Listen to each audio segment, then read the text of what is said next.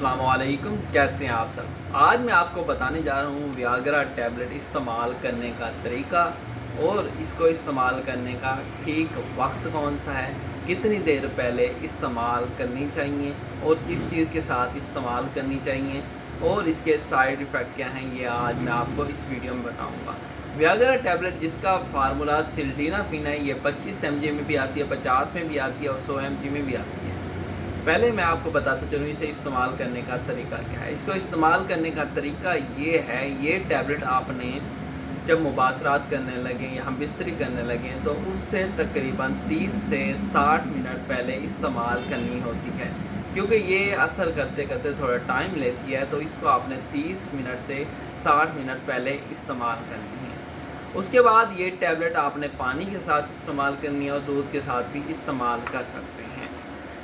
इसके बाद ये टैबलेट आपने हफ्ते में 2 मरतबा इस्तेमाल करनी, क्योंकि इसका जो इफ़ेक्ट है बॉडी में तकरीबन 72 घंटे तक आपकी बॉडी में रहता है। अगर आप 72 घंटे में जितनी मरतबा भी मुबाशरात करेंगे तो आपकी जो टाइमिंग है वो तकरीबन जितनी भी बढ़ चुकी होगी, 10 मिनट बढ़ चुकी होगी या 15 मिनट बढ़ चुकी होगी या 20 मिनट बढ़ चुकी होगी, उतना ही आपको अच्छा रिज़ल्ट मिलेगा, उतनी ही टाइमिंग मिलेगी 72 घंटे के अंदर अंदर।